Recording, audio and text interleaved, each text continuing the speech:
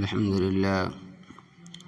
لله نحمده ونستعينه ونستغفره ونؤمن به ونتوكل عليه ونعوذ بالله من شرور أنفسنا ومن سيئات أعمالنا من يهده الله فلا مضل له ومن يضلله فلا هادي له ونشهد أن لا إله إلا الله وحده لا شريك له وأشهد أن سيدنا ونبينا ومولانا محمدا عبده ورسوله صلى الله تعالى عليه وعلى آله وأصحابه وبارك وسلم تسليما كثيرا أما بعد فأعوذ بالله من الشيطان الرجيم بسم الله الرحمن الرحيم إن تجتنبوا كبائر ما تنهون عنه نكفر عنكم سيئاتكم وندخلكم مدخلا كريما صدق اللہ العظیم۔ سورۃ النساء آیت نمبر 31۔ حق تعالی کا ارشاد ہے کہ جن کاموں سے تم کو منع کیا جا رہا ہے، اگر تم ان ممنوعات میں سے جو بڑے بڑے گناہ ہیں ان سے بچتے رہو گے تو ہم اپنے قاعدے سے تمہارے چھوٹے چھوٹے قصور اور گناہ صغیرہ معاف کر دیں گے اور تم کو ایک باعزت مقام یعنی جنت میں داخل کر دیں گے۔ میرے قابل احترام بزرگوں، سرکار دو عالم جناب رسول اللہ صلی اللہ علیہ وسلم ایک مرتبہ کسی انصاری صحابی کے جنازے میں شرکت فرماتے ہوئے جنت البقیع تشریف لے گئے۔ جب وہاں پہنچے تو معلوم ہوا کہ قبر کی تیاری میں بھی کچھ دیر ہے، لہذا نبی کریم صلی اللہ علیہ وسلم ایک جگہ جلوہ افروز ہو گئے۔ اس حدیث کے راوی حضرت برا ابن عازب رضی اللہ تعالیٰ عنہ فرماتے ہیں کہ ہم حضور اقدس صلی اللہ علیہ وسلم کے آس پاس بادب بیٹھ گئے اور ہم اس کیفیت کے ساتھ بیٹھ گئے جیسے کہ ہمارے سروں پر پرندے ہیں۔ صحابہ کرام رضی اللہ عنہم اجمعین میں بے پناہ ادب اور دین کی طلب اور تڑپ پائی جاتی تھی۔ جب وہ حضور اقدس صلی اللہ علیہ وسلم کے پاس دین کی کوئی بات سننے کے لیے بیٹھتے تو بالکل ہماتن متوجہ ہو کر بیٹھتے، نہ ادھر دیکھتے نہ ادھر دیکھتے، اور نہ اس طرح بیٹھتے جیسے کہ اس کے اندر طلب نہیں، ادب بھی یہی ہے۔ حضرت برا ابن عازب رضی اللہ تعالیٰ عنہ فرماتے ہیں کہ اس وقت حضور اقدس صلی اللہ علیہ وسلم کی کیفیت یہ تھی کہ آپ صلی اللہ علیہ وسلم کے ہاتھ میں ایک چھوٹی سی لکڑی تھی، آپ کی گردن جھکی ہوئی تھی، اور جس طرح ایک بہت ہی فکر مند انسان بیٹھا ہوا لکڑی سے زمین کو کریدا کرتا ہے، بالکل اسی طرح نبی کریم صلی اللہ علیہ وسلم بیٹھے ہوئے لکڑی سے زمین کرید رہے تھے، اور ایسا محسوس ہو رہا تھا کہ رسول اللہ صلی اللہ علیہ وسلم پر بہت زیادہ غم چھایا ہوا ہے اور آپ بہت گہری فکر اور سوچ میں ہیں، اور ہم سب صحابہ خاموش بیٹھے ہوئے تھے۔ اسی دوران سرکار دو عالم صلی اللہ علیہ وسلم نے 2 یا 3 مرتبہ اپنا سر مبارک اٹھایا اور فرمایا کہ قبر کے عذاب سے پناہ مانگو، قبر کے عذاب سے پناہ مانگو، قبر کے عذاب سے پناہ مانگو۔ اس کے بعد آپ صلی اللہ علیہ وسلم نے قبر کے عذاب اور ثواب کے بارے میں کافی طویل وضاحت فرمائی۔ وعظ کے دوران کوئی تسبیح وغیرہ نہ پڑھیں بھائی۔ اس حدیث میں 3 باتیں ہمارے لیے بطور سبق کے موجود ہے۔ پہلی بات تو یہ ہے کہ جب ہم کسی کے پاس دین کی باتیں یا دین کا تذکرہ سننے کے لیے جائیں یا دین کی باتیں سیکھنے کے لیے یا پوچھنے کے لیے جائیں تو اس کا ضروری ادب یہ ہے کہ ادھر ادھر کے خیالات سے اپنے ذہن کو پاک صاف کر کے بات کہنے والے کی طرف پوری طرح متوجہ ہو کر بیٹھیں۔ اسی لیے علماء نے فرمایا کہ دین کے تذکرہ کے دوران، وعظ کے دوران زبان سے ذکر بھی نہیں کرنی چاہیے، جیسا کہ بعض لوگ وعظ کے دوران تسبیح بھی پڑھتے رہتے ہیں اور وعظ بھی سنتے رہتے ہیں۔ علماء نے ایسا کرنے سے منع فرمایا، اس لیے یہ ادب کے خلاف ہے۔ ادب یہ ہے کہ اس وقت زبان ذکر بھی موقوف کر دیا جائے اور ہماتن اپنے آپ کو دین کی باتیں سننے میں مشغول رکھا جائے، جیسا کہ اس حدیث سے صحابہ کرام کا یہ عمل ظاہر ہوا کہ وہ ہماتن حضور اقدس صلی اللہ علیہ وسلم کی طرف متوجہ ہو کر بیٹھے تھے اور ایسے جامد اور ساکت بیٹھے جیسے ان کے سروں پر پرندے بیٹھے ہیں۔ اس لیے پرندہ ہمیشہ جامد اور غیر جاندار چیز پر بیٹھتا ہے، گویا کہ وہ بالکل بے جان ہو کر اس طرح بیٹھتے تھے، دل بھی حاضر تھا، دماغ بھی حاضر تھا۔ دوسرا ادب اس حدیث سے یہ معلوم ہوا کہ قبرستان پہنچنے کے بعد اگر قبر تیار کے ہونے میں کچھ دیر ہو تو قبرستان میں بیٹھ سکتے ہیں، لیکن کسی قبر پر نہیں بیٹھنا چاہیے اور نہ کسی قبر پر کھڑے ہونا چاہیے۔ آج کل لوگ جب قبرستان جاتے ہیں تو بہت سے لوگ قبروں پر بیٹھ جاتے ہیں یا قبروں پر کھڑے ہو جاتے ہیں اور قبروں پر چپل لے کر جاتے ہیں قبرستان کے اندر۔ شرعاً اس کی اجازت نہیں ہے، ناجائز ہے۔ اس کے لیے قبر سے ہٹ کر بیٹھنا چاہیے اور قبرستان میں چلتے وقت قبروں کے اوپر سے نہیں چلنا چاہیے، بلکہ جو گزرگاہ بنی ہوئی ہے اس پر چلنا چاہیے۔ ایک اور ادب اس حدیث میں ہمارے لیے ہے کہ قبرستان میں جا کر ہمیں اپنی موت کو سوچنا چاہیے، اپنی قبر کو سوچنا چاہیے۔ آج کل اس ادب سے ہمارے اندر بڑی غفلت پائی جا رہی ہے۔ جب ہم قبرستان کی طرف جاتے ہیں تو بھی دنیا کی باتیں کرتے ہیں، قبرستان میں پہنچ کر بھی دنیا ہی کی باتیں کرتے ہیں۔ وہاں کی قبروں کو دیکھ کر ہمیں اپنی قبر اور اپنی موت یاد ہمیں اپنی قبر اور اپنی موت یاد نہیں آتی۔ حالانکہ قبرستان جانے کا اصل ادب یہی ہے کہ وہاں جا کر اپنی موت کو یاد کریں، اپنے مرنے کو سوچیں اور مرنے کے بعد اپنے قبر کے احوال کو سوچیں، اور یہ سوچیں آج یہ لوگ جو قبروں میں مدفون ہے، دفن ہے، ایک وقت وہ تھا جب یہ لوگ بھی ہماری طرح دنیا میں کھاتے تھے، پیتے تھے، رہتے تھے، سہتے تھے، چلتے تھے، لیکن آج اپنی قبروں کے اندر عذاب میں ہے یا ثواب میں ہے، کچھ پتہ نہیں۔ ہمیں بھی ایک دن یہاں پہنچنا ہے۔ جس طرح آج میں ایک جنازے کو لے کر آیا ہوں، اسی طرح ایک دن مجھے بھی جنازے کی صورت میں یہاں لایا جائے گا۔ ایک روز موت آ جائے گی، اس وقت نہ بیوی ساتھ آئے گی اور نہ مال ساتھ آئے گا، بہت بچے قبر تک آ جائیں گے، پھر دفنا کر واپس اپنے گھروں کو چلے جائیں گے۔ زندگی بھر کی محبت کا صلہ۔ حضرت ڈاکٹر عبدالحی صاحب رحمۃ اللہ علیہ، اللہ تبارک و تعالیٰ ان کے درجات بلند فرمائے، آمین۔ ایک مرتبہ پابوش نگر کے قبرستان میں حضرت مولانا ظفر احمد عثمانی رحمۃ اللہ علیہ کے تدفین کے موقع پر تشریف لے گئے۔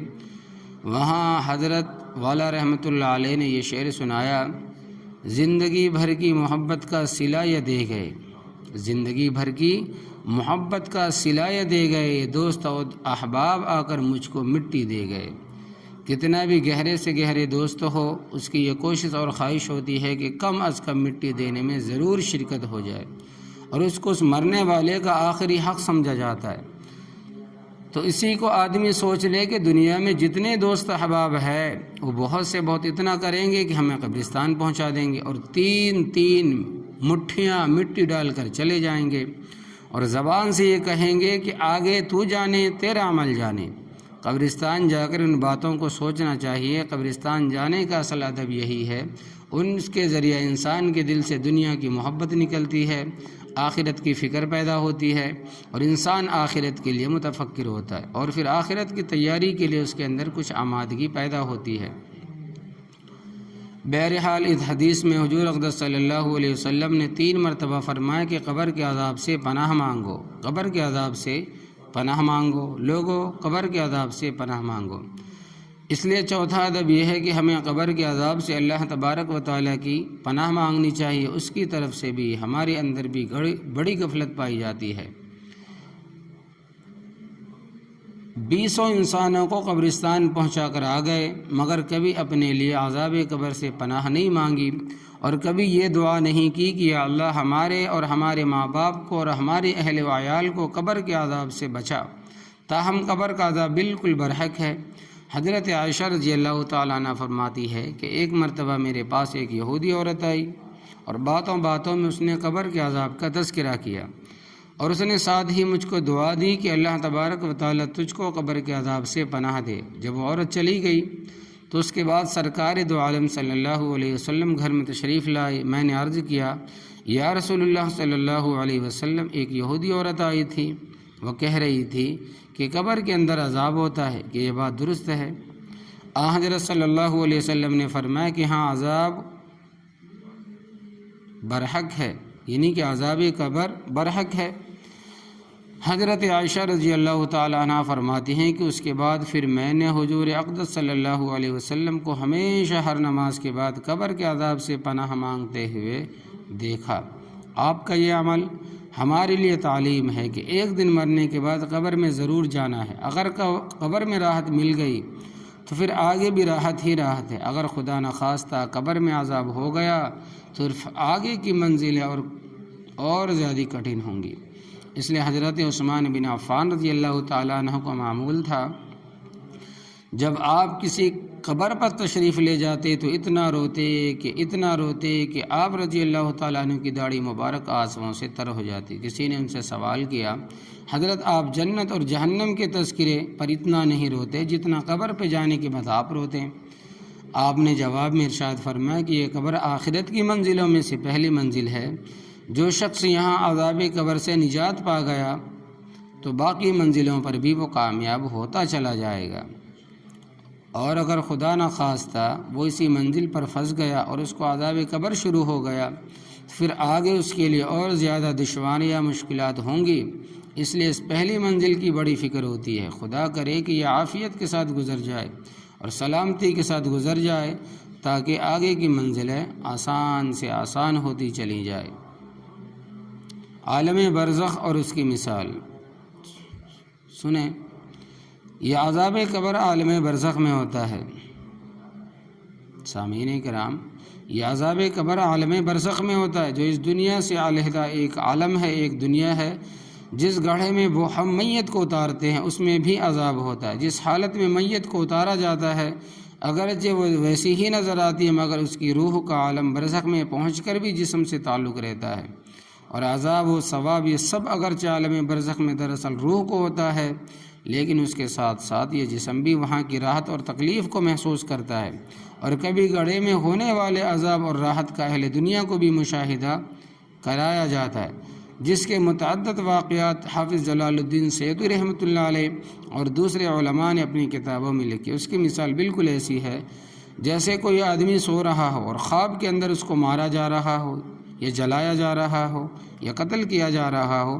اب خواب کے اندر تو یہ سب حالات اس پر گزر رہے ہیں، لیکن ہم اس کو بالکل ٹھیک ٹھاک سویا ہوا دیکھ رہے ہیں، البتہ اس کے جسم پر تھوڑے بہت آثار محسوس کر لیتے ہیں کہ وہ ڈر رہا ہے یا کپ کپا رہا ہے یا اس کا جسم حرکت کر رہا ہے۔ اگر وہ خواب کے اندر بڑی بڑی نعمتیں حاصل کر رہا ہے تب بھی وہ ہمیں یہاں سوتا ہوا محسوس ہوتا ہے، نہ کھاتا ہوا نظر آتا ہے نہ پیتا ہوا نظر آتا ہے، مگر خواب میں کھا رہا ہے، پی رہا ہے اور سیر و تفریح کر رہا ہے۔ بس اس دنیا کے اندر میت کے عذاب اور ثواب کو سمجھنے کے لیے یہ ایک مثال کافی ہے، لیکن کبھی اللہ تبارک و تعالی عبرت اور نصیحت کے لیے اس دنیا کے اندر بھی عذاب قبر دکھا دیتے ہیں، قبر کا عذاب دکھا دیتے ہیں، اور کبھی وہاں کی نعمتیں دکھا دیتے ہیں۔ یہ سلسلہ سرکار دو عالم صلی اللہ علیہ وسلم سے چلا آ رہا ہے۔ علماء کرام نے اس موضوع پر بڑی بڑی کتابیں تحریر فرمائی ہیں اور اپنے اپنے زمانے کے وہ واقعات لکھے ہیں جن میں قبر کا عذاب بیداری کی حالت میں یا خواب کی حالت میں دیکھا گیا ہے۔ اب آپ ایک واقعہ سنیے عذاب قبر کا۔ حافظ ابن رجب حنبلی رحمۃ اللہ علیہ نے اپنی کتاب احوال القبور میں لکھا ہے کہ ایک صاحب نے ذکر کیا کہ میں اپنی زمین پر کام کیا کرتا تھا۔ ایک دن شام کے وقت جب میں گھر کی طرف واپس جانے لگا تو راستے میں مغرب کا وقت ہو گیا۔ راستے میں قریب ایک مقبرہ تھا۔ میں نے مغرب کی نماز وہاں پڑھنے کا ارادہ کر لیا، چنانچہ میں نے اور میرے ایک دو ساتھیوں نے وہاں جا کر مغرب کی نماز ادا کی، اور مغرب کی نماز ادا کر کے شام کے معمولات اور تسبیحات میں وہیں بیٹھ کر پوری کرنے لگا۔ جب آہستہ آہستہ اندھیرا چھانے لگا تو یکادک مجھے کسی کے کراہنے کی آواز سنائی دی۔ میں نے ادھر دیکھا ادھر دیکھا تو کچھ بھی نظر نہ آیا۔ تھوڑی دیر کے بعد پھر ہائے ہائے کی آواز سنائی دی، جس کی وجہ سے میں ڈر گیا اور میرے رونگٹے کھڑے ہو گئے۔ پھر جب میں نے آواز کی طرف دھیان لگایا تو وہ آواز ایک قبر کے اندر سے آ رہی تھی۔ میں اس قبر کے پاس گیا اور اپنے کان قبر سے لگائے تو قبر کے اندر سے ہائے ہائے کی آواز کے ساتھ یہ آواز بھی آ رہی تھی کہ قد کنت اصلی وقد کنت الصوم، میں تو نماز بھی پڑھا کرتا تھا اور روزہ بھی رکھا کرتا تھا۔ پھر مجھے یہ سزا کیوں دی جا رہی ہے؟ اور اس کی آواز ایسی دردناک تھی کہ میں بیان نہیں کر سکتا۔ پھر میں اس قبر کے پاس سے اٹھا اور میرے جو دوسرے ساتھی قریب ہی نماز پڑھ رہے تھے ان کو بلا کر لے کر آیا، ان سے کہا کہ بھائی تم بھی ذرا یہ آواز تو سنو، واقعتاً یہ آواز آ رہی یا میرے ذہن کا خلل ہے؟ جب انہوں نے کان لگائے تو ان کو بھی آواز سنائی دی۔ انہوں نے بتایا کہ یہ سچ مچ آواز آ رہی ہے، تمہارے دماغ کا خلل نہیں ہے، خیال نہیں ہے۔ بہرحال اس روز تو ہم جلدی سے اپنے معمولات پورے کر کے واپس چلے گئے۔ دوسرے دن میں پھر واپسی میں مغرب کی نماز پڑھنے کے لیے اسی مقبرے میں گیا، یہ سوچ کر گیا کہ میں جا کر آج بھی وہ آواز سنوں گا، آیا وہ آواز آج بھی آ رہی ہے یا نہیں۔ چنانچہ آج بھی میں نے وہاں جا کر پہلے مغرب کی نماز ادا کی، پھر اپنے معمولات میں مشغول ہو گیا۔ پھر آج بھی بالکل اسی طرح قبر سے آواز آنے لگی جس طرح گزشتہ کل آ رہی تھی، اور میں نے قبر کے پاس جا کر کان لگائے تو وہی الفاظ سنے جو کل سنے تھے۔ لہٰذا اب مجھے یقین ہو گیا کہ اس مردے کو قبر کا عذاب ہو رہا ہے۔ بس پھر جب میں وہاں سے لوٹا تو مجھ پر شدید خوف طاری ہو گیا، اور خوف کی وجہ سے 2 ماہ تک مجھے بخار چڑھا رہا۔ تو دیکھیں کہ اللہ تبارک و تعالیٰ قبر کے اندر عذاب کو دیتا ہے، اور عذاب قبر برحق ہے۔ عام طور پر عذاب قبر پوشیدہ رہنے کی وجہ احادیث میں حضور اقدس صلی اللہ علیہ وسلم نے واضح طور پر فرمایا کہ قبر کے اندر میت کو جو عذاب ہوتا ہے اس کی چیخ و پکار کی آواز انسان اور جنات کے علاوہ باقی تمام مخلوقات سنتی ہے، اور انسان اور جنات کو اس لیے آواز سنائی نہیں دیتی کہ اگر ان کو بھی آواز سنائی دینے لگے تو سارے کے سارے لوگ راہ راست پر آ جائیں، جتنے کافر ہیں وہ سب ایمان لے آئے، اور جو مسلمان بے دین اور فسق و فجور میں مبتلا ہے وہ سب اپنی اصلاح کر کے نیک اور پارسا بن جائے، تو پھر سارا امتحان ہی ختم ہو جائے اور مقصود ہی فوت ہو جائے، کیونکہ یہ دنیا دارالعمل ہے، دارالجزا نہیں ہے۔ یہاں ایمان بالغیب معتبر ہے، نہ کچھ دیکھا ہے اور نہ عقل میں کچھ آتا ہے، مگر حضور اقدس صلی اللہ علیہ وسلم نے جو فرما دیا یہ اس پر ہمارا ایمان ہے۔ دیکھنے سے ہمیں اتنا یقین نہ آتا جس طرح بن دیکھے حضور اقدس صلی اللہ علیہ وسلم کے فرمان پر ہمیں یقین ہے، بس اسی ایمان کی قیمت ہے اور اسی پر اجر و ثواب ہے۔ لیکن یہ اللہ تبارک و تعالیٰ کی رحمت ہے تو قبر کے اس عذاب کو نظروں سے اوجھل کرنے کے باوجود کبھی کبھی کہیں ہمیں دکھا دیتے ہیں، اور اس لیے دکھا دیتے ہیں کہ تاکہ ہم اس سے عبرت پکڑیں اور سبق سیکھیں۔ عذاب قبر کا سبب گناہ ہے، یہ بات ہر مسلمان جانتا ہے کہ قبر کا عذاب گناہوں پر ہوتا ہے، اور یہ عذاب قبر اس لیے رکھا گیا ہے کہ تاکہ ہم لوگ گناہوں سے باز آ جائیں۔ اللہ تبارک و تعالیٰ نے جو حکام بجا لانے کے لیے دیے ہیں ان کو بجا لائیں، گناہوں سے اپنے آپ کو بچانے کی فکر کریں۔ اگر خدا نخواستہ ہم نے اپنے آپ کو گناہوں سے بچانے کی کوشش نہ کی اور کوئی مسلمان بغیر توبہ کیے اس دنیا سے چلا گیا، پھر قبر کا عذاب ہونا یقینی ہے۔ یوں تو اللہ تبارک و تعالیٰ جس کو چاہے معاف فرما دے، ان کی معافی کی کوئی حد نہیں، ان کی رحمت کی کوئی انتہا نہیں ہے، لیکن قاعدہ اور ضابطہ یہی ہے کہ جو شخص بغیر توبہ کیے دنیا سے جائے گا اور گناہوں کے ساتھ چلا جائے گا تو قبر میں پہنچتے اس کو عذاب ہوگا۔ جب یہ بات ہے تو ہم سب مسلمانوں کو گناہوں سے بچنے کی بہت زیادہ فکر کرنے کی ضرورت ہے۔ ہم لوگ اللہ تبارک و تعالیٰ کے فضل و کرم سے نماز بھی پڑھ لیتے ہیں، ذکر بھی کر لیتے ہیں، تلاوت بھی ہو جاتی ہے، تسبیحات بھی پڑھ لی جاتی ہے، لیکن اپنا جائزہ لیتے ہیں تو ہمیں اپنے اندر یہ بات نمایاں طور پر نظر آتی ہے کہ گناہوں کے چھوڑنے میں ہم لوگ بہت کاہل اور سست ہیں۔ بڑے بڑے گناہوں کے اندر ہم مبتلا ہے، ہم ان کو گناہ بھی نہیں سمجھتے اور چھوڑنے کی فکر بھی نہیں کرتے، اور گناہوں کے اندر یہ خاصیت مسلم ہے کہ جب کوئی شخص کسی گناہ کو مسلسل کرتا رہتا ہے تو آہستہ آہستہ اس کے دل سے اس کی برائی نکل جاتی ہے۔ اس گناہ کو گناہ ہونا نکل جاتا ہے تو پھر توبہ کی توفیق بھی کم ہوتی ہے، کیونکہ اب اس کا ضمیر اس کو اس گناہ پر ملامت کرنا چھوڑ دیتا ہے، اور جس طرح زمین مر گیا تو پھر سمجھ لو کہ توبہ کی شاید ہی اس کی توفیق ہو۔ گناہوں کے اندر ہمارا معاملہ بھی یہی ہے، گناہ ہم کرتے چلے جا رہے ہیں یہاں تک کہ ہم گناہ کے عادی ہو گئے، اور عادی ہونے کے بعد بعض گناہ ہمارے اندر ایسے عام ہو گئے ہیں کہ بظاہر ایسا لگتا ہے کہ ان سے بچنے کا ہم شاید ارادہ بھی نہیں رکھتے، اور جب کسی گناہ سے بچنے کا ارادہ ہی نہ ہو تو پھر توبہ کی توفیق کہاں سے ہوگی؟ اور جب توبہ کی توفیق نہ ہوئی تو پھر آنکھ بند ہوتے ہی کیا ہوگا؟ اللہ تبارک و تعالیٰ بچائے، اس میں شدید خطرہ ہے آنکھ بند ہوتے ہی عذاب قبر شروع نہ ہو جائے۔ محترم بزرگوں، ٹی وی کا گناہ، یوں تو ہم صبح سے شام تک بہت سے گناہ کرتے ہیں، لیکن اس وقت میں صرف ایک گناہ کا تذکرہ کرنا چاہتا ہوں، اور ٹی وی دیکھنے کا گناہ۔ اب یہ دیکھیے کہ یہ گناہ کتنا عام ہے، ساری دنیا میں پھیل گیا، یہاں تک کہ جو لوگ 5 وقتہ نمازی ہے، حاجی ہے، روزہ رکھنے والے ہیں، وہ بھی اس گناہ کے اندر مبتلا ہے، اور میرے خیال میں شاید ہی کوئی شخص ہوگا جو اس گناہ کو گناہ سمجھتا ہو، اور اب یہ گناہ تیزی سے بڑھتا ہی چلا جا رہا ہے، اور روز بروز اس میں اضافہ ہو رہا ہے۔ اس گناہ سے بچنے والے اب زیادہ نظر نہیں آتے، اور مبتلا ہونے بڑھتے چلے جا رہے ہیں، اور اب تو بڑے بڑے ڈش، اینٹینا اور لیڈ لگنے شروع ہو گئی ہیں، جس کے ذریعے ساری دنیا کی فلمیں گھر بیٹھے بیٹھے بآسانی دیکھی جا سکتی ہے۔ گھر گھر سنیما ہال بنا ہوا ہے۔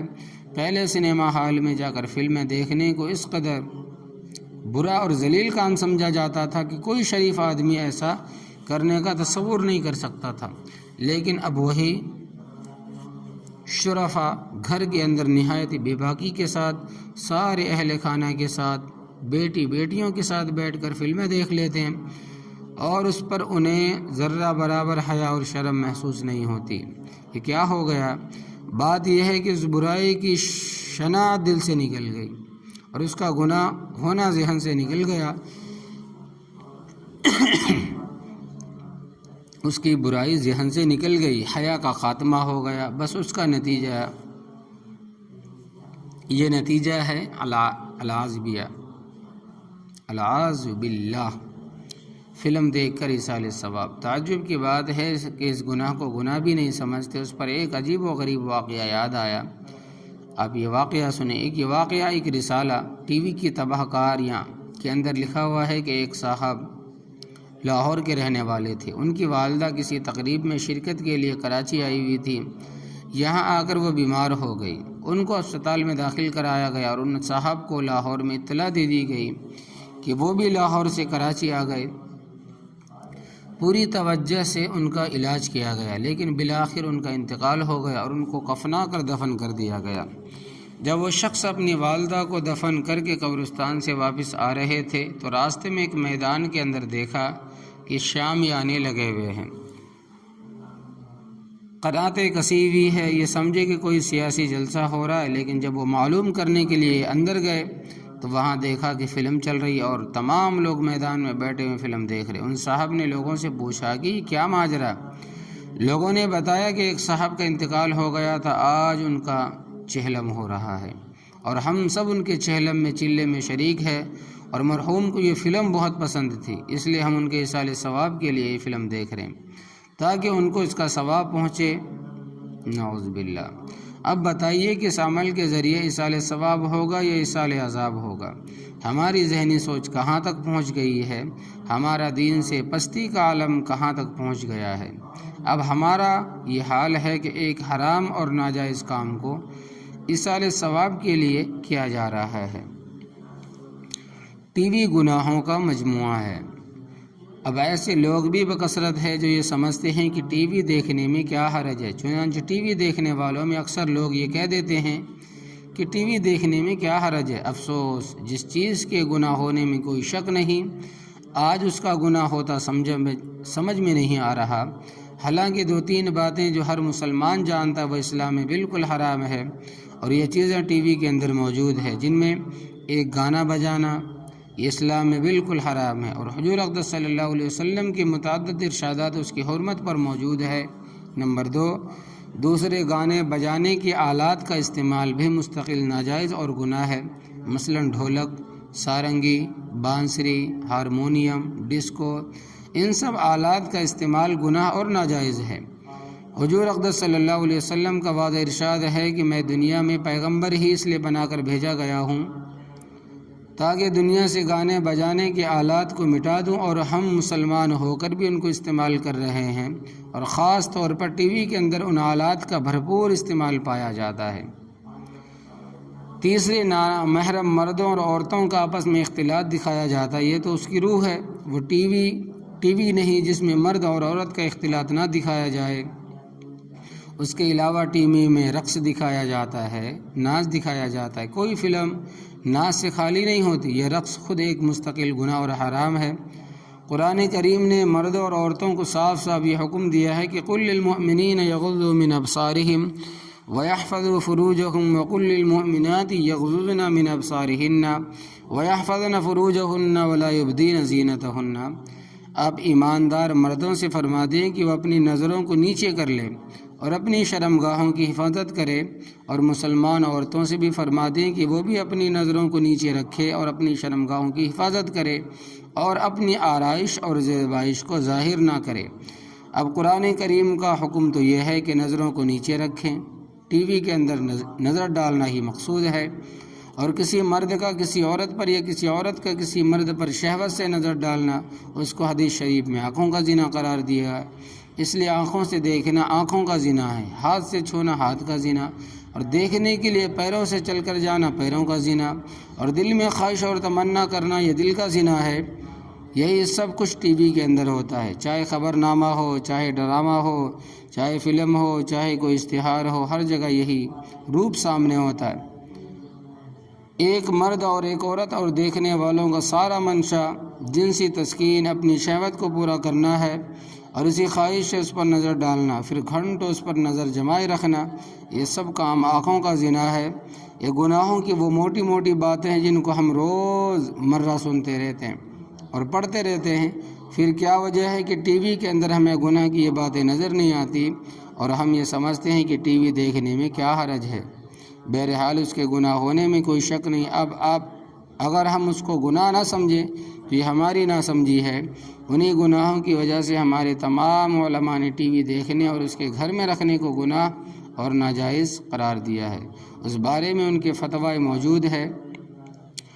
ٹی وی کے ساتھ دفن ہونے کا عبرتناک واقعہ۔ اب آپ ایک واقعہ سنیے جو بہت دردناک ہے۔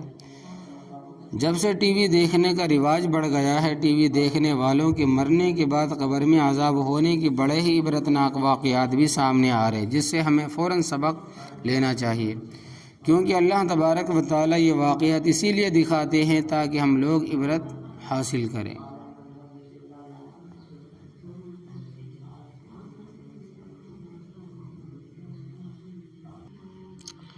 چنانچہ اسی رسالے ٹی وی کی تباہ کاریاں میں ایک عورت کا بڑا عبرتناک واقعہ لکھا ہے کہ رمضان شریف کے مہینے میں افطار کے وقت گھر میں ایک ماں تھی اور ایک بیٹی تھی۔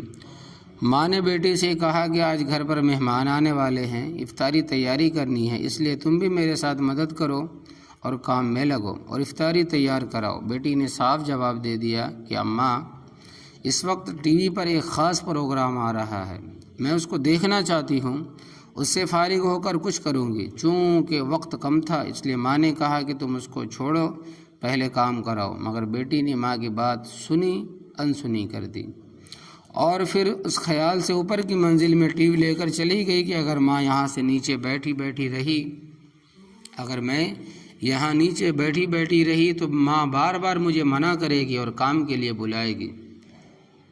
چنانچہ اوپر کمرے میں اندر جا کر اس نے اندر سے کنڈی لگائی اور پروگرام دیکھنے میں مشغول ہو گئی۔ نیچے ماں بیچاری آواز دیتی رہ گئی لیکن اس نے کچھ پرواہ نہ کی۔ پھر ماں سے افطاری کے لیے جو کچھ تیاری ہو سکی اس نے کر لی۔ اتنے میں مہمان بھی آ گئے اور سب لوگ افطاری کے لیے بیٹھ گئے۔ ماں نے پھر لڑکی کو آواز دی تاکہ وہ بھی آ کر روزہ افطار کر لے، لیکن بیٹی نے کچھ جواب نہ دیا تو ماں کو تشویش ہوئی۔ چنانچہ وہ اوپر گئی اور دروازے پر جا کر دستک دی، آواز دی تو وہ اس کو آواز دی لیکن اندر سے کوئی جواب نہ آیا۔ تو اب ماں اور گھبرائی کہ اندر سے جواب کیوں نہیں آ رہا۔ چنانچہ ماں نے اس کے بھائی اور اس کے باپ کو اوپر بلایا، انہوں نے آواز دی اور دستک دی، مگر جب اندر سے کوئی جواب نہ آیا تو بالآخر دروازہ توڑا گیا۔ جب دروازہ توڑ کر اندر گئے تو دیکھا کہ ٹی وی کے سامنے مری ہوئی اوندے منہ زمین پر پڑی ہے اور انتقال ہو چکا ہے۔ اب سب گھر والے پریشان ہو گئے کہ اس کے بعد جب اس کی لاش اٹھانے کی کوشش کی، نوبت آئی تو اس کی لاش نہ اٹھے اور ایسا محسوس ہونے لگا وہ کئی ٹن وزنی ہو گئی ہے۔ اب سب لوگ پریشان کہ اس کی لاش کیوں نہیں اٹھ رہی۔ اسی پریشانی کے عالم میں ایک صاحب نے جو ٹی وی اٹھایا تو اس کی لاش بھی اٹھ گئی اور ہلکی ہو گئی۔ اب یہ صورت یہ ہو گئی، اگر ٹی وی کو اٹھائے تو اس کی لاش بھی اٹھی، اگر ٹی وی اٹھائی تو اس کی لاش ہلکی ہو جائے، اور اگر ٹی وی رکھ دے تو اس کی لاش بھاری ہو جائے۔ مجبوراً اس طرح ٹی وی اٹھا کر اس کی لاش نیچے لائے، اس کو غسل دیا، کفن دیا۔ جب اس کا جنازہ اٹھانے لگے پھر اس کی چارپائی ایسی ہو گئی جیسے کسی نے اس کے اوپر پہاڑ رکھ دیا ہو۔ لیکن جب ٹی وی کو اٹھایا تو آسانی سے مسحری بھی اٹھ گئی، تو تمام اہل خانہ شرمندگی اور مصیبت میں پڑ گئے۔ بالآخر جب ٹی وی جنازے کے آگے آگے چلا تب اس کا جنازہ گھر سے نکلا۔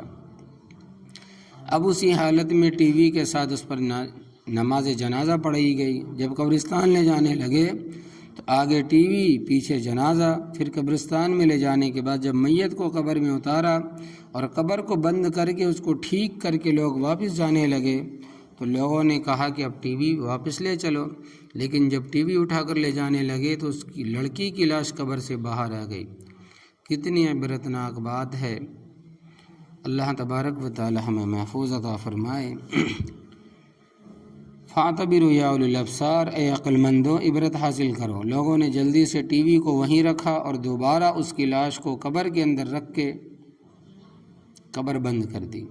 اب پھر دوبارہ ٹی وی اٹھا کر چلے تو دوبارہ اس لڑکی کی لاش قبر سے باہر آ گئی۔ اب لوگوں نے کہا کہ یہ ٹی وی کے ساتھ ہی دفن ہوگی، اس کے علاوہ کوئی اور صورت نظر نہیں آتی۔ آخر کار اس کی لاش قبر میں تیسری بار رکھی اور ٹی وی کو بھی اس کے سرہانے رکھ کر اس کے ساتھ ہی دفن کرنا پڑا۔ نعوذ باللہ من ذالک۔ آپ سوچئے کہ اس لڑکی کا کیا حشر ہوا ہوگا اور کیا انجام ہوا ہوگا۔ ہماری عبرت کے لیے اللہ تبارک و تعالی نے ہمیں دکھا دیا۔ اب بھی اگر ہم عبرت نہ پکڑیں تو یہ ہماری ہی نالائکی ہے، ورنہ اللہ تبارک و تعالی کی طرف سے تو اتمام حجت ہے۔ یہ تو ایک لڑکی کا واقعہ تھا۔ اب آپ تمام حضرات ایک مرد کا قصہ ضرور سنیے، جب آئی گئے ہیں تو سن بھی لیجئے۔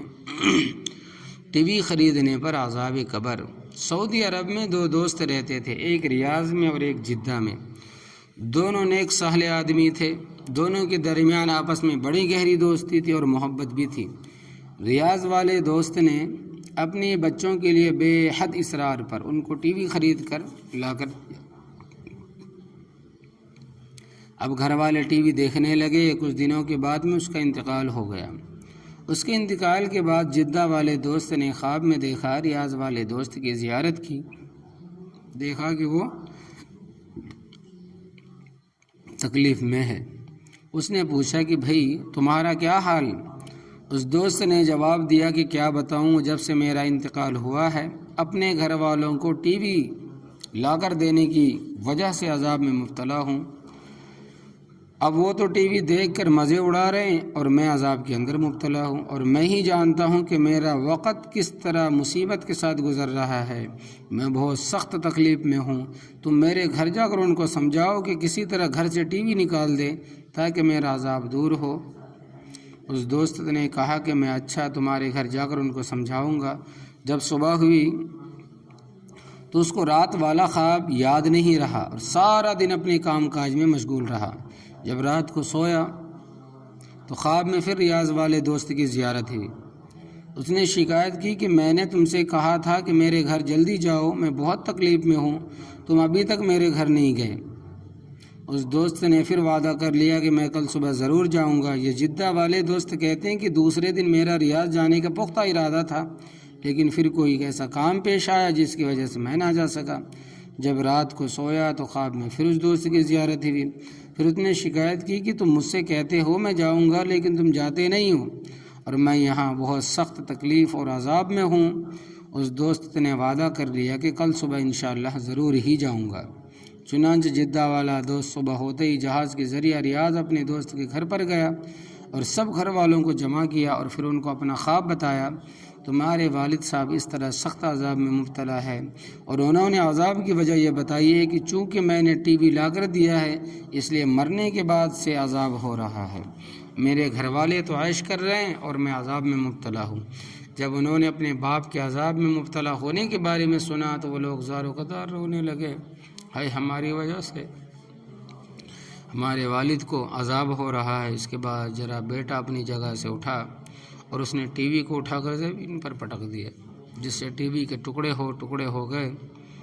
سامعین سنیں کہ وہ ٹکڑے اٹھا کر اس نے کوڑے کے ڈبے میں ڈال دیے اور اس نے کہا کہ آج کے بعد ہمارے گھر میں یہ لعنت کبھی نہیں ہوگی جس کی وجہ سے ہمارے باپ کو عذاب ہو۔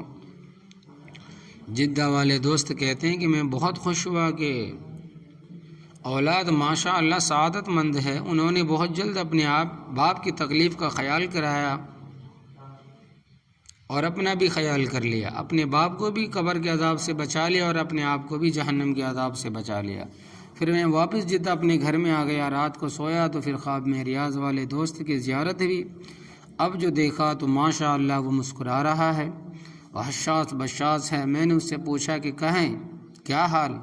اس نے کہا کہ بھائی اللہ تبارک و تعالیٰ تم کو جزائے خیر دے، جس طرح تم نے میری مصیبت دور کر دی اللہ تبارک و تعالیٰ تمہاری بھی مصیبتیں دور کر دے۔ جس وقت میرے بڑے بیٹے نے ٹی وی زمین پر پٹکا اس وقت سے میرا عذاب بھی ختم ہو گیا اور اللہ تبارک و تعالیٰ نے مجھے اس عذاب سے نجات دے دی ہے۔ تو بزرگوں دوستو، نجات گناہ کے چھوڑنے میں ہی ہے۔ یہ واقعات ہمارے لیے دکھائے جا رہے ہیں کہ تاکہ ہمیں عبرت کے لیے نمازیں پڑھنے کے باوجود، ذکر کرنے کے باوجود، تلاوت کرنے کے باوجود اگر خدا نخواستہ یہ گناہ کرتے ہوئے بغیر توبہ کے انتقال ہو گیا تو قبر میں جاتے ہی عذاب ہو سکتا ہے، اور توبہ کی توفیق تو جب ہی ہو سکتی ہے جب ہم اس کو گناہ سمجھیں اور اس سے بچنے کی کوشش کریں۔ لیکن اگر خدا نخواستہ اس گناہ کو ہم گناہ ہی نہ سمجھیں، جیسا کہ بعض لوگوں کا حال ہے، تو وہ توبہ کیا کریں گے؟ اور اگر گناہ سمجھ کر پھر بھی نہ چھوڑا تو کیا فائدہ ہوا؟ اس لیے کسی عمل کو گناہ سمجھنے کا مطلب ہی یہ ہے کہ یہ عمل چھوڑنے کی چیز ہے، کرنے کی چیز نہیں ہے۔ لیکن ہم معمولی بہانوں کی خاطر، بچوں کی وجہ سے، بیوی کے نہ ماننے کی وجہ سے، بچوں کے ادھر ادھر جانے کے بہانے اور نہ معلوم ہم نے اس کو رکھنے اور یا دیکھنے کے لیے کتنے عذر اور بہانے تلاش کیے ہوئے۔ یاد رکھیے، جس طرح کسی بہانے سے چوری حلال نہیں ہو سکتی، کسی بہانے سے شراب نوشی حلال نہیں ہو سکتی، اسی طرح ٹی وی کو دیکھنا بھی کسی بہانے سے جائز نہیں ہو سکتا۔ یہ گناہ تو چھوڑنا ہی پڑے گا، اور جو چھوڑے گا وہی نجات پائے گا اور وہی عافیت میں آئے گا، اور جو کرتا رہے گا وہ نجات نہیں پائے گا۔ میت کے کنگ کھجوروں کے محاصرے میں، میت کنگ کھجوروں کے محاصرے میں، گھیرے میں، ایک تبلیغی دوست نے ہندوستان کا ایک قصہ سنایا کہ ایک علاقے میں ہماری جماعت گئی اور وہاں ہم ایک مسجد میں ٹھہرے ہوئے تھے اور اپنا کام کر رہے تھے کہ یکایک محلے کے کچھ لوگ ہمارے پاس آئے اور آ کر کہا کہ ذرا ہمارے گھر چلیے، ہم لوگ بہت پریشان ہیں، ہمارے گھر ایک میت ہو گئی ہے اور میت کے ساتھ عجیب معاملہ ہو رہا ہے۔ چنانچہ ہم سب لوگ ان کے ساتھ چلے گئے۔ جب ان کے گھر پہنچے تو ہم نے اپنی آنکھوں سے یہ دیکھا کہ ایک عورت کی لاش کمرے میں رکھی ہوئی ہے اور بہت بڑے بڑے کنگ کھجورے اس میت کے چاروں طرف سر سے لے کر پاؤں تک دائیں بائیں منہ کھولے کھڑے ہیں، اور وہ اتنی خوفناک شکل کے تھے کہ ان کو دیکھ کر انسان کے رونگٹے کھڑے ہو جاتے تھے، قریب جانے کی کسی کو ہمت نہ ہو، اور سارے گھر والے خوف کے مارے دوسرے کمرے میں جمع تھے۔ وحشت کی وجہ سے کوئی شخص اس کمرے میں نہیں جا رہا تھا۔ گھر والوں نے ہم سے کہا کہ آپ نیک لوگ ہیں، ہم آپ کو اس لیے بلا کر لائے ہیں کہ ہمارا تو خوف سے برا حال ہو رہا ہے۔ آخر اس میت کو بھی اس کی جگہ پر پہنچانا کیسے، اس کو غسل دے اور کس طرح اس کو یہاں سے اٹھائے؟ یہ کنگ کھجورے چاروں طرف سے اس کو گھیرے ہوئے، ہمارا تو قریب جاتے ہوئے پتا پانی ہو رہا ہے۔ آپ حضرات کچھ پڑھ کر اصالہ ثواب کریں اور دعا کریں کہ تاکہ کم از کم اتنا موقع مل جائے کہ ہم اس کو اس کی قبر میں اتار دیں اور اس فرض سے سبق دوش ہو جائیں۔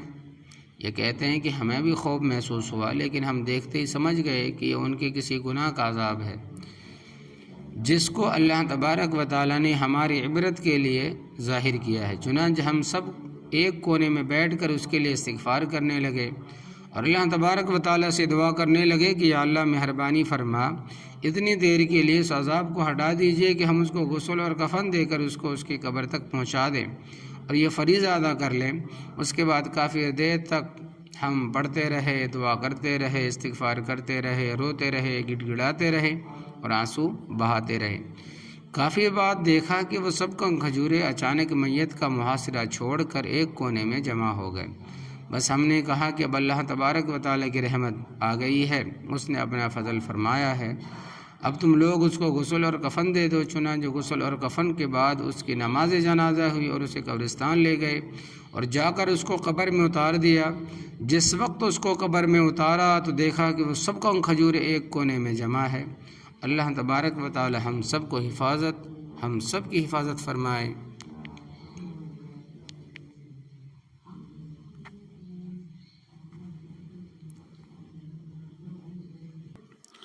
اذان کی بے حرمتی کا وبال۔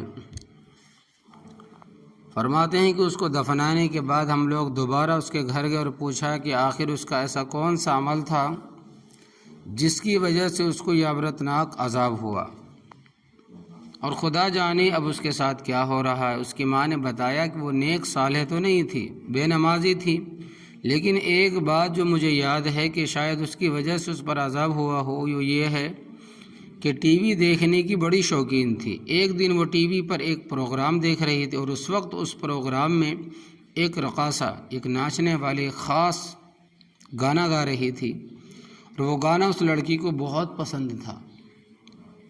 اسی دوران اذان شروع ہو گئی۔ میں نے اس سے کہا کہ بیٹی اذان ہو رہی ہے، اللہ تبارک و تعالیٰ کا نام بلند ہو رہا ہے، اس گانے کی آواز بند کر دو، وہ ٹی وی بند کر دو۔ اس نے کہا کہ اماں اذان تو روزانہ ہوتی رہتی ہے، لیکن یہ پروگرام اور یہ گانا پھر کہاں آئے گا؟ ہم نے اس کی ماں کی یہ بات سن کر کہا کہ بظاہر یہ معلوم ہوتا ہے کہ مرتے ہی فوراً یہ عذاب جو شروع ہوا ہے یہ اسی گناہ کا وبال اور عذاب ہے، اس لیے کہ اس نے اللہ کی اذان کے مقابلے میں گانے کو ترجیح دی۔ استغفر اللہ۔ ہمارا بھی آج یہی معاملہ ہے کہ ہم اذان کے وقت میں کچھ تو ہے کہ وہ بند نہیں کرتے، کچھ تو ہے کہ وہ آواز کو کم کر دیتے ہیں، مگر دیکھتے رہتے ہیں۔ اب سنیے ایک یہ کہ ٹی وی اور رمضان کی بے حرمتی۔ حقیقت یہ ہے کہ جب آدمی ٹی وی کا شوقین ہو جاتا ہے تو اس کا عادی ہو جاتا ہے، پھر اس کو دین کی پرواہ نہیں رہتی۔ چنانچہ دیکھ لیجئے ہمارے یہاں رمضان شریف میں کس ٹھاٹ کے ساتھ ٹی وی دیکھا جاتا ہے۔ ایک طرف تراویح ہو رہی ہے، دوسری طرف ٹی وی چل رہا ہے، فلمیں دیکھی جا رہی ہے، اور ہمارے دشمن ٹی وی کے ان پروگراموں اور فلموں کو ایسے اوقات میں رکھتے ہیں تاکہ مسلمان افطار توجہ سے نہ کر سکیں۔ اور آپ دیکھیں کہ اب کا جو زمانہ چل رہا ہے وہ اے پی ایل کا زمانہ ہے، اور اے پی ایل بھی ایسے وقت رکھتے ہیں جو بالکل عین رمضان کے دنوں میں لوگ دن بھر رات بھر تراویح کو چھوڑ کر دکانوں میں بیٹھ کر ایک جگہ جم گھٹا بیٹھ کر پورے اے پی ایل کو دیکھتے رہتے ہیں۔ تو ان کی وجہ یہ ہے کہ مسلمان اپنے روزوں کو، افطار کو، تراویح کو برباد کر دے۔ تو ایسے وقتوں میں یہ لوگ رکھتے ہیں تاکہ مسلمان افطار توجہ سے نہ کر سکے اور تراویح بھی نہ پڑھ سکیں۔ چنانچہ مسجدوں میں تراویح ہوتی رہتی اور یہ لوگ اس وقت موبائلوں میں، ٹی ویوں میں، آئی پی ایل کو، فلموں کو دیکھنے میں مشغول ہوتے ہیں، اور ٹی وی کی وجہ سے نماز میں نہیں آتے۔ یہ گناہ گھر گھر میں بکثرت ہو رہا ہے اور تیزی سے پھیلتا جا رہا ہے، لیکن اس کا انجام بڑا خراب ہے۔ آخرت کا عذاب بڑا شدید ہے، اور اس میں ایک گناہ نہیں بلکہ بہت سے گناہوں کا مجموعہ ہے۔ ایسی صورت میں ہمیں اس گناہ سے اپنے آپ کو بھی بچانا چاہیے اور اپنے گھر والوں کو بھی بچانا چاہیے۔ اس مجلس میں جتنے حضرات یہاں جمع ہے، اگر ہم سب اپنے آپ کو اس گناہ سے بچا لیں گے تو ایک ماحول بن جائے گا، اور اس طرح آہستہ آہستہ ماحول بنتا چلا جائے گا۔ بہرحال قبر کا عذاب برحق ہے۔ عذاب قبر سے بچنے کا طریقہ، اور حضور اقدس صلی اللہ علیہ وسلم فرما رہے ہیں کہ قبر کے عذاب سے پناہ مانگو، قبر کے عذاب سے پناہ مانگو، قبر کے عذاب سے پناہ مانگو۔ ہم لوگ کہاں جا رہے ہیں؟ کب اپنے لیے قبر کے عذاب سے پناہ مانگیں گے؟ پناہ مانگنے کا طریقہ یہ ہے کہ پچھلے تمام گناہوں سے توبہ کرے اور آئندہ گناہوں سے بچنے کی فکر کرے۔ اس کے بعد پھر قبر کے عذاب سے پناہ مانگیں گے تو اس وقت پناہ مانگنا مفید ہوگا، فائدہ مند ہوگا۔ لیکن اگر ہم نہ تو گناہ چھوڑیں اور نہ ہی گناہوں کو چھوڑنے کا ارادہ ہو، نیت ہو، تو محض لفظی توبہ کرنے سے کیا فائدہ؟ پھر عذاب قبر سے پناہ مانگنے کا کیا فائدہ ہے؟